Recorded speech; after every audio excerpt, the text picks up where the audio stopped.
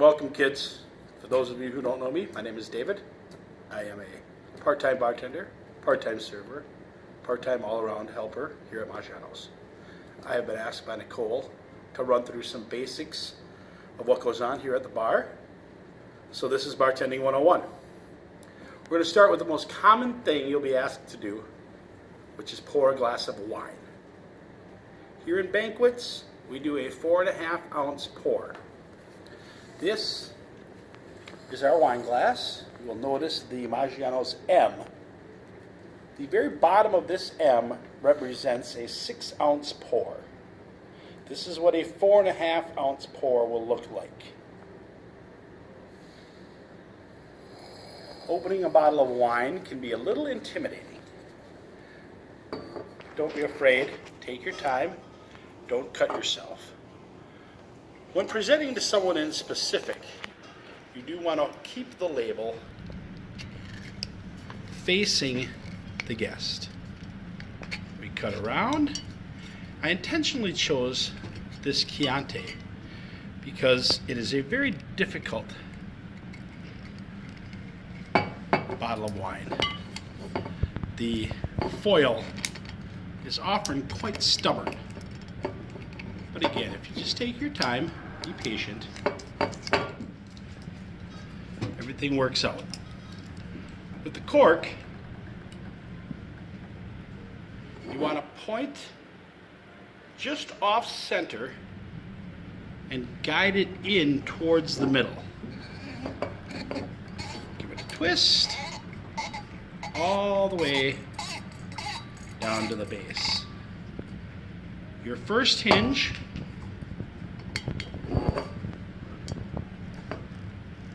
your second hinge, and don't let it pop obnoxiously.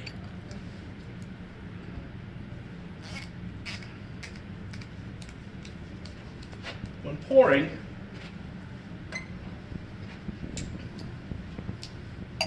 again, you want the label to face the guest.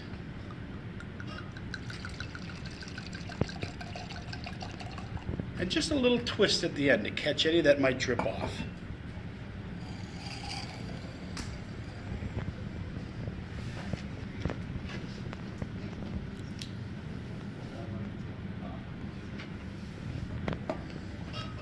That's pouring a glass of wine. Red wine always stays out. White wine always gets refrigerated. So now we're going to talk about cocktails. Let's talk about beer first instead, because this is easy.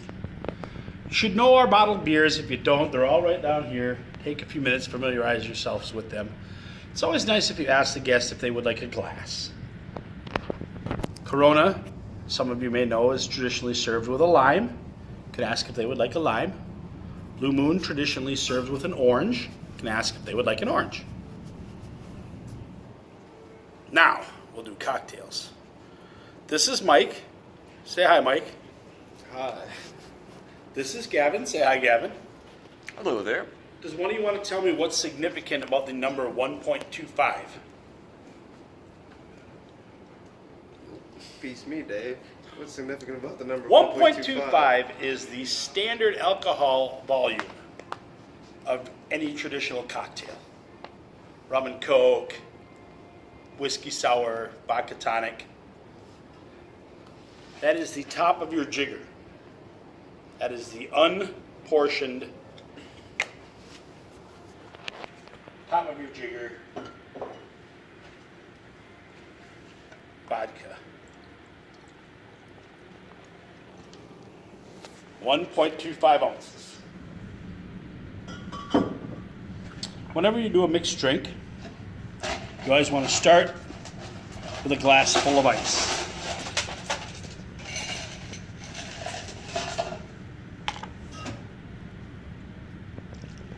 .25. Now maybe you can't see that because it's clear.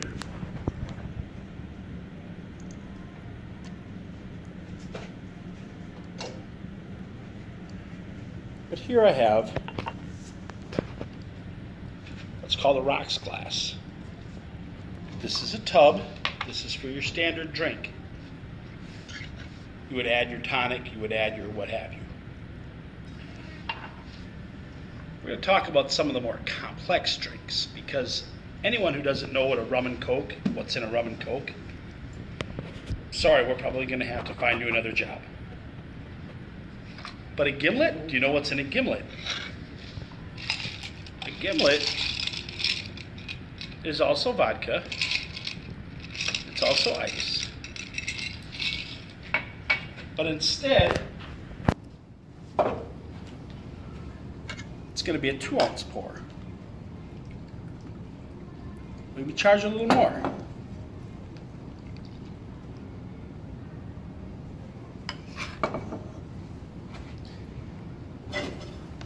Gimlet also gets an ounce of lime juice. You can, if you're so inclined, grab fresh lime juice from the bar, or we have the Rose's lime juice, which a lot of people prefer for some reason to fresh squeezed. Not sure why, but this is all about giving the people what they want. Vodka gimlet may come with a lemon, a lime, an olive. Again, it's all their discretion. But there's a vodka gimlet. A gimlet can also be made with gin. You will use the standard rail Schwedka or the Beefeaters, unless the guest specifically requests something else.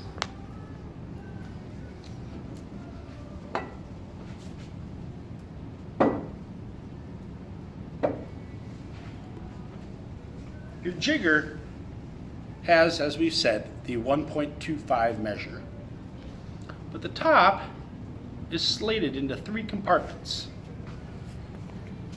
We have 1/4, we have 2/4, we have 3/4. All added up makes 6/4, or 1.5. So when we make a Manhattan, which is also going to be a 2-ounce pour, we will always ask the guest, do you want bourbon? Do you want whiskey? Do you want brandy? Bourbons usually involve the dark liquors. I've never made one with rum. I've never even heard of anyone having one with rum. But you will notice to get our 2 ounces, I use the 1 1/4 and the 3/4 in the middle here.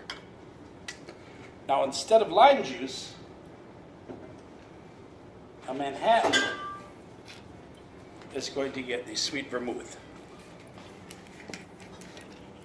And again, we go with an ounce of sweet vermouth. So I'll use our 3/4. I'll use our 1/4 to make a full ounce. Cherry or olive, whichever the guest prefers. Now there are some variations on the Manhattan. There's some people who would prefer dry vermouth. And there's what we call the perfect Manhattan, which is half dry and half sweet vermouth. Those are all options, those are all variables. Again, whoever the captain is or your bartender can help you if you get confused. Now, perhaps the most high maintenance drink you're going to be asked to make here is an old fashioned. Old fashioned turns all the rules around.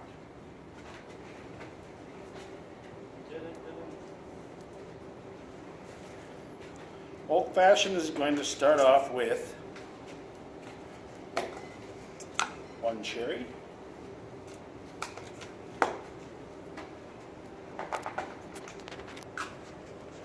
1 orange wedge,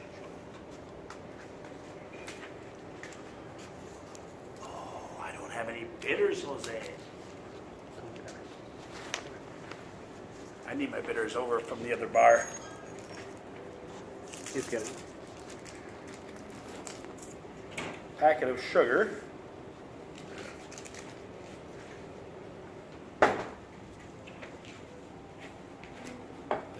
Oh, That's not the right. we use Hold on. standard bitters, but that's all right. It might be in tension. Fruit bitters. This is not to be used. These are for specialty cocktails at the bar or under Nicole's instructions for something special we're doing. Traditional bitters. Do about 3 to 4 little shakes of bitters. I don't have a muddler either.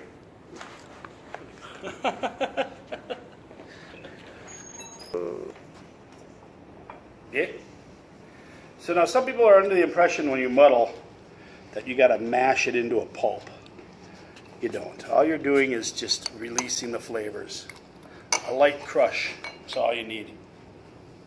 You always want to keep a glass with some seltzer to soak it in so that you can use it your next time. And the only drink I've ever made where the alcohol goes in before the ice. And the reason being, you want the alcohol to mix with the cherry and the orange and the bitters and the sugar.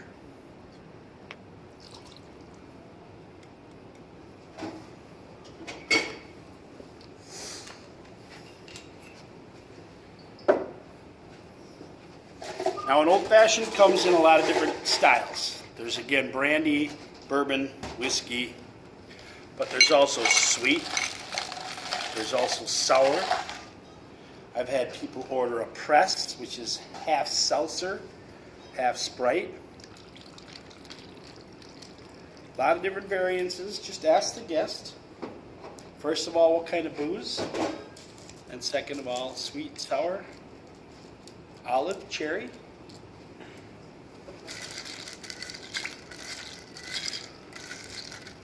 Old fashioned.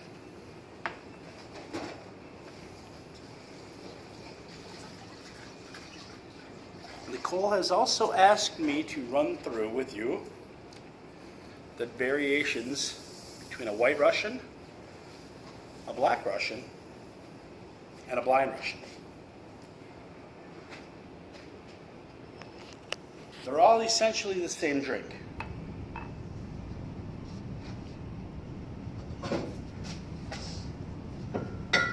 A black Russian is 1.5 ounces of vodka. So I'm going to use all 3 here.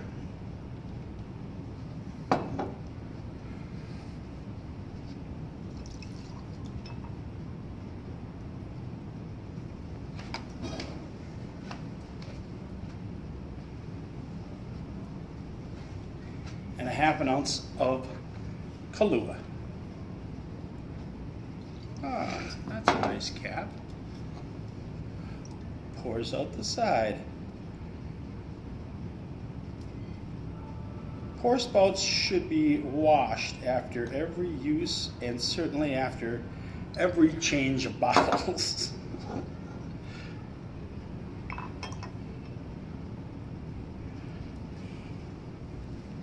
I know it doesn't seem like much of a drink. Where did I put my cup? But were they going to toss it?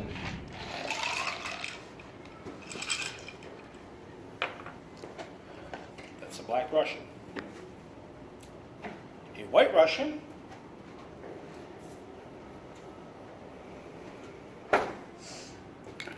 We're going to add just a splash of cream.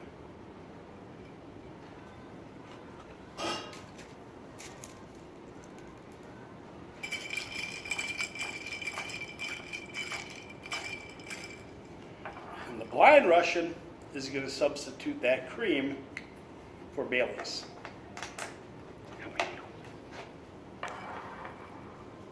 White Russian. Now, for a limited time, we also have specialty cocktail, which is the Christmas Kiss.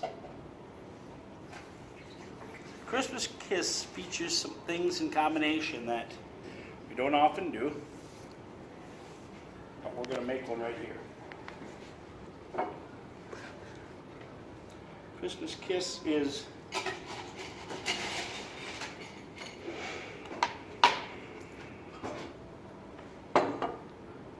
standard drink, 1 1/4 ounces of this delightful peach sky vodka.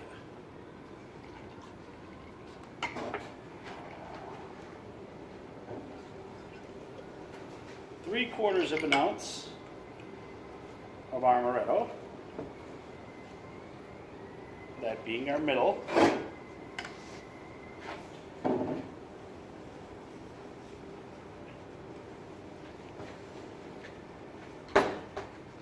Half an ounce of orange juice.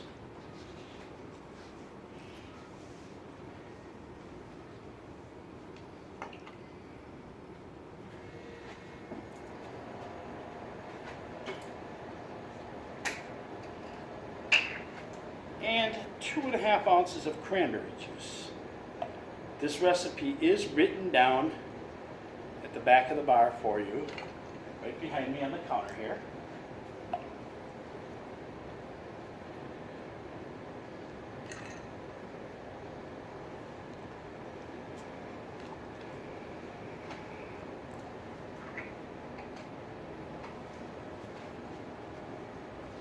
You will, in most cases, have shakers back behind the bar for you.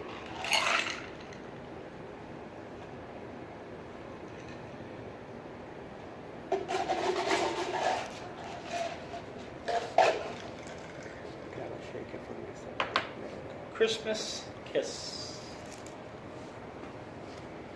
Jose, what else we got to talk about?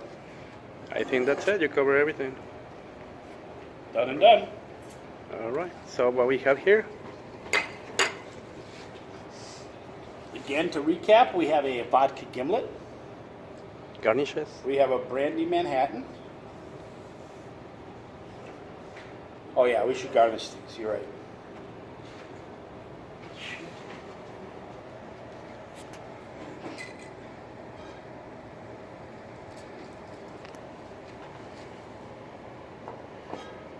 We have a bourbon Manhattan.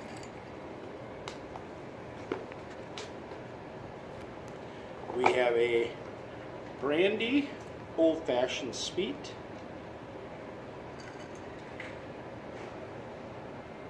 We have a white Russian. And we have a Christmas Kiss, which will be garnished with a sprig of rosemary. All right. I think we're fine. All right. Amen. God bless and good luck to you. All right. Thank you, David.